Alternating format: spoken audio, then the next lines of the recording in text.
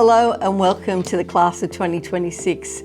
My name's Trudy Noller and I'm the Community Engagement Manager here at UAC. So I'm here this afternoon, or today I should say, just to advise you on what's ahead of you for the next 12 months. It is a really big year. Students always get excited about applying to university and all the different things that they're looking at once they finish school. Before we get into it, let's talk about what UAC is. UAC, or the Universities Admission Centre, is an organisation that looks after all the applications into universities across New South Wales and the ACT. We also administer applications for our access schemes, such as the Educational Access Scheme, which is about special consideration for students who've experienced some difficulties through years 11 and 12. The Schools Recommendation Scheme, which is about early entry, which I know you're probably wanting to know all about. We also administer the applications for equity scholarships, and I know we're going to talk about that a little bit later in the presentation. Of course, the one thing we are known for is the fact that we calculate all New South Wales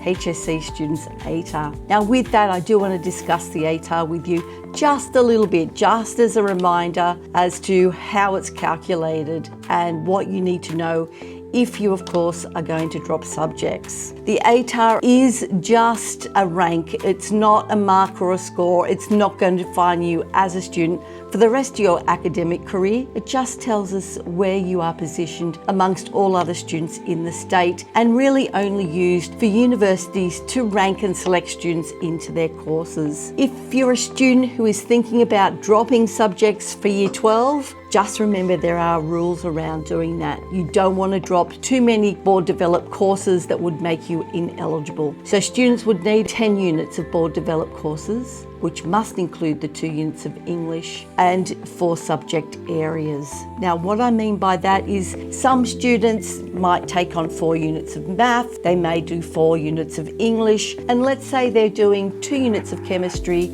and of course 2 units of history. Some students think, oh, well, I might drop a course, and they'll drop typically history or chemistry, which still means they got 10 units of courses, but now they only have 3 subject areas. So whatever you do, if you're thinking about dropping a course or dropping some units of study, talk with your school, get advice from them, and if you're not sure, please ring UAC and we'll be able to advise you.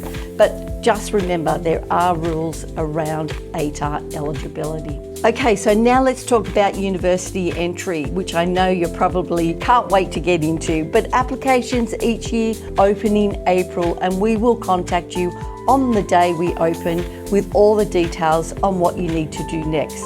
There are a set of key dates every single year, which will be listed on our website in April, but I can tell you that after April, the next important date for students are for those applying for the Schools Recommendation Scheme, which we'll talk about in a moment, and the Schools Recommendation Scheme application will close in around mid-September. Now, the next important date for students who are applying through UAC but maybe not applying for the Schools Recommendation Scheme, and that is around the end of September, generally the 30th, and that's what we call early bird close. This means that we want you to get your application in by that time to then only pay the early bird fee. You can apply after that time, of course, but the application fee will be much higher.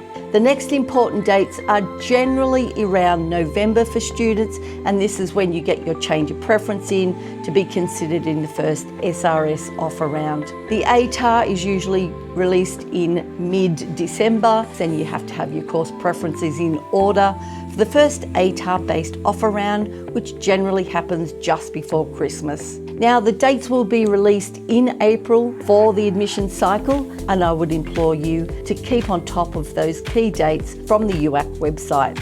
Hi everyone, my name is Joy. I'm the Community Engagement Officer here at UAC, and today I'm going to be talking about the early entry program, which is called the Schools Recommendation Scheme. So you apply online after you submitted your main UAC application, and this criteria is based on your Year 11 results, which we will already be provided by NESA, and also your school's recommendation, which will be sent over to us as well. Unconditional offers are made in November, which means that you're just given a straight offer into university and you don't need to meet any other requirements, whereas in November you can also receive something called a conditional offer, which is where you need to meet certain conditions, such as maybe meeting the minimum ATAR or EAS eligibility. So if you receive a conditional offer in November, that's pretty much an offer that just sits on the fence and you need to wait until ATAR day around mid-December to see if you meet that requirement. And don't forget that your UAC application covers both early entry and your main ATAR-based offer rounds. There's going to be 9 offer rounds between November and March, so you have plenty of opportunity to receive offers from universities. Hi, my name's Sarah. I'm one of the Community Engagement Officers here at UAC, and I'm here to talk to you about the Educational Access Scheme. What this scheme aims to do is to help you if you've experienced some significant challenges throughout your Year 11 and 12 schooling. Now, this falls into 9 broad categories, and once you've submitted your UAC undergraduate application, there'll be a link that pops up for you to submit an EAS application if that's relevant for you. What it will do is you'll need to provide some supporting documentation for the criteria that you claim, just so you've got that little bit of evidence to back up what you're saying, and you'll find out whether or not you are eligible for EAS on the same day that you get your ATAR, and we'll notify you via email. What this does is it can help give you adjustment factors that might help boost your selection rank to get into the course that you want to. Remember, you've still got to compete to get a place, but it might give you that little extra boost to help you get into your dream course. Equity scholarships is another thing that you can apply through UAC for. A little bit different for this one is that you don't have to have submitted a UAC application to apply for an equity scholarship. What this is for is to help students who really need some financial support to begin their study. It provides an opportunity to get that assistance if you are deemed to be one of those students eligible. These equity scholarships are for students who can demonstrate financial hardship, and this can be through things like receiving a Centrelink payment or family tax benefit. And it's important too that you provide this documentation when you submit your equity scholarship application. Equity scholarship recipients will be notified the day after, generally, of the offer rounds, whether or not they have been successful. This equity scholarship application will remain current for the entire offer round cycle, so just keep an eye out on those emails to see if you were granted a scholarship. So now let's talk about preferences, but before I get into knowing how to put them on your application, I do want to recommend first for students to make sure that you research your preference choices and that this is something that best suits you and your interests and abilities. This is things like going to university open days and information sessions, going directly to the university websites, or definitely looking at the UAC website and the course search tool as well. When it comes to preferences on your UAC application, make sure that you list them in order of your preference and what you want, so from highest to lowest, 1 to 5. A preference is a course that you want to be considered for, and remember that each of them has their own course code. So that indicates the uni, course, and the campus that you would like to be at, so make sure you know exactly what campus that you're putting on your application. Also, don't worry if you change your mind about your preferences. Just remember that you can change your preferences between offer rounds as long as you're doing it by the close of preference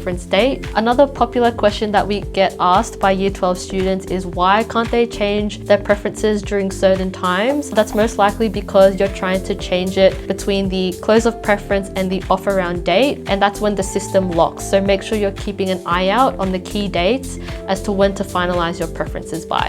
So as you can see, there's a lot going on for the next 12 months, and I hope that this has given you just a little taster of what's to come. Before we go, I just want to leave you with a couple of top tips. Number 1, don't lose sight of your goals. It is a big year, there's lots of study involved. Make sure you put in the effort to get the best marks possible, so at the end of the day, you can get to where you want to be. Another tip would be is to leave your options open. Explore all course possibility, including pathway courses. So at the end of the day, you have a very successful application. Track closing dates, so get onto the UAC website once it comes to April, and make sure that you track all the opening and closing dates for preferences and offers. Another thing that you should remember is that the ATAR, of course, is just one pathway into uni. If that ATAR doesn't do it for you, then don't panic. There's lots of opportunities and lots of pathways into university. It doesn't matter which pathway you take, as long as it's the best fit for you.